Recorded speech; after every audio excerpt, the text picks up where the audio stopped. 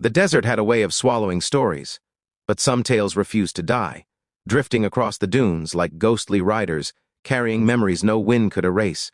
And the one most whispered was about a horse named Sentinel, coal-black, eyes sharp as gunmetal, and loyal enough to follow his master through hell if needed, and every old-timer in Red Hollow would swear upon their last breath that Sentinel still roamed the wasteland, searching for the rider who never returned. It all began years back with a man named Cole Mercer, a quiet cowboy known for a strange, unbreakable bond with a massive stallion. People said Cole didn't choose Sentinel. The horse chose him, the way two lost souls sometimes find each other in a world too big and too lonely for men and beasts alike.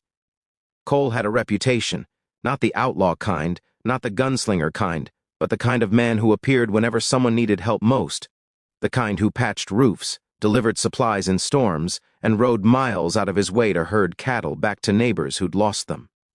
He spoke softly and carried sadness in his eyes that no one dared question, and he rode Sentinel like the wind carried them, like the desert itself parted for the pair.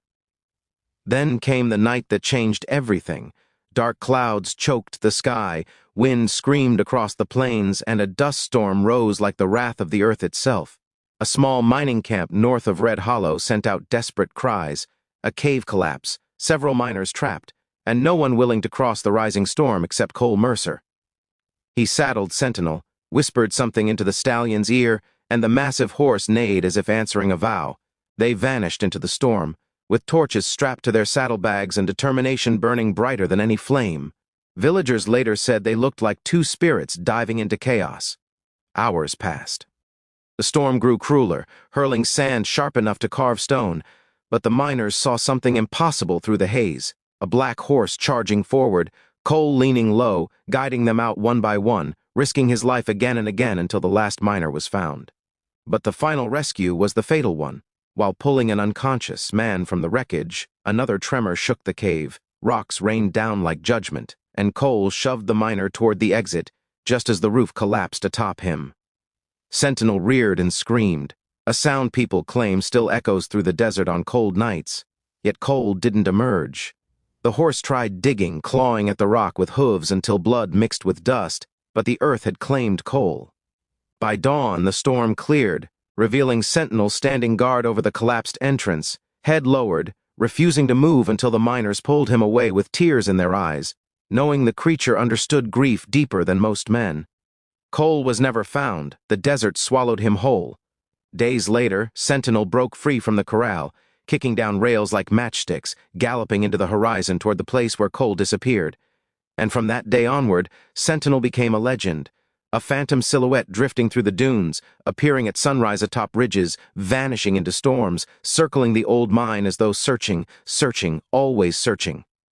Travelers began reporting sightings, a lone black stallion standing motionless beside campfires as they slept, disappearing when they woke, hoofprints around abandoned cabins miles from any settlement, distant neighs carried by the night wind. Old Sheriff Danner swore he saw Sentinel staring through his office window once, as if trying to speak. Others claimed the stallion approached injured riders on lonely trails, nudging them upright, guiding them to safety the same way. Cole once did. Some even said they saw a saddle, Cole's saddle, still strapped to the horse, worn by time but never removed. Folks believed Sentinel refused to accept his master's death, wandering endlessly through the barren wasteland, calling out for the voice he'd spent a lifetime following. And as years passed, the legend grew deeper, richer, more haunting. Newcomers assumed the tale was mere folklore, but locals knew better. They'd heard the cries at night, seen shapes moving against the moon, felt the ground tremble with lonely hoofbeats. Every child who grew up in Red Hollow learned a simple rule. If you're lost, hurt, or alone in the desert, don't give up, because Sentinel might come for you. Whether it was hope or superstition no longer mattered. What mattered was that the people believed. What mattered was that the desert seemed to believe too. Years after Cole's disappearance, Red Hollow began to wither like all desert towns do. Mines closing, families leaving, buildings surrendering to heat and sand, and only a handful of stubborn souls clung to what remained, swearing the land still had stories left to tell. Among them was Nora Briggs, a young historian with a fire in her spirit and curiosity sharp enough to cut through any myth. She'd heard Sentinel's tale 1,000 times from locals, each version twisting with age, but she felt something different in their voices. Not fantasy, not folklore, but memory. She arrived one scorching afternoon, determined to uncover the truth behind the black stallion still rumored to roam the desert, long after the life of a normal horse should have ended. Her first night at the only inn left in town, she heard it. The distant, hollow cry of a horse echoing through the empty streets, like a morning song drifting across an ocean of sand. The old innkeeper froze, whispered, "He's looking again," and refused to say more. Nora's city deepened into something like reverence. The next morning she rode out toward the collapsed mine, notebook strapped to her saddle, camera slung across her shoulder, searching for signs of the legendary Sentinel. The desert stretched endlessly, orange dust swirling in the wind, heat waves bending the horizon, the ground cracked like a broken promise. Yet something felt alive, watching.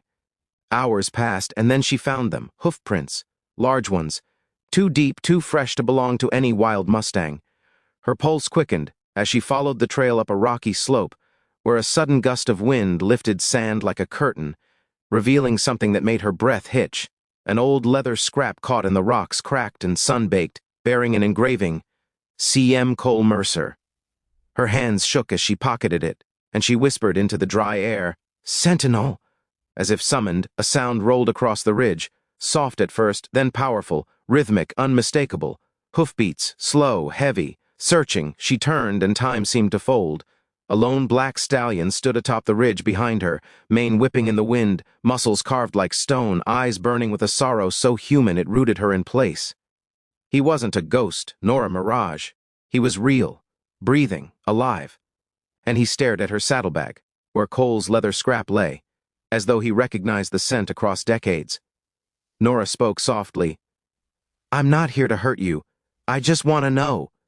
The stallion stepped forward, nostrils flaring, inspecting her with intelligence more profound than any animal she'd ever seen. Then he lifted his head toward the horizon, the direction of the mine, and let out a long, aching cry, the kind of sound forged from years of heartbreak. He walked past her, slowly, purposefully, pausing only long enough for her to realize he wanted her to follow. She did. They traveled to the collapsed mine entrance, where Sentinel pawed the ground, circling. Lowering his head in mourning, Nora knelt beside him, touching the earth that had swallowed Cole Mercer. In that moment she understood the truth. Sentinel was not searching for a living rider. He was searching for closure, for the place where loyalty could finally rest. She pressed Cole's leather piece into the sand, whispering, "He knew you never stopped looking." The stallion watched her, and for the first time, his body relaxed, shoulders dropping like a burden had finally lifted. Then something extraordinary happened. Sentinel stepped back, raised his head to the sky, released a soft exhale, almost peaceful, and slowly began walking away from the mine, not in frantic circles anymore, but calm, steady, as if he finally understood where his rider lay. Nora followed at a distance until he reached the ridge where she'd first seen him. There he paused, turned to look at her one last time, and gave a gentle nod before trotting into the desert, the sun painting his black coat in gold until he faded into the horizon like the end of a legend. Weeks later, Nora returned to Red Hollow with her findings, but she kept one part of the story sacred. The moment Sentinel accepted Cole's fate, she shared the evidence she'd gathered, enough to honor the legend but not enough to exploit it. Locals listened with tears in their eyes, especially the ones who'd spent years hoping Sentinel would find peace. After her departure, something changed. The nightly cries ceased. Hoofbeats no longer echoed through the desert. Travelers stopped reporting sightings. Some believed Sentinel had finally reunited with his rider's spirit. Others believed he simply moved on. But one thing remained true. The legend lived stronger than ever. And if you ever wander into Red Hollow, you'll still hear the old-timers say that once upon a time a horse's loyalty outlived its own life, teaching the desert what devotion truly meant. And if you listen closely, on quiet nights under a silver moon, you might just hear a faint rustle of hooves across the sand, not searching anymore, but running free. If you want more powerful stories like this, make sure to subscribe. Your support keeps these legends alive and brings more cinematic tales to your screen.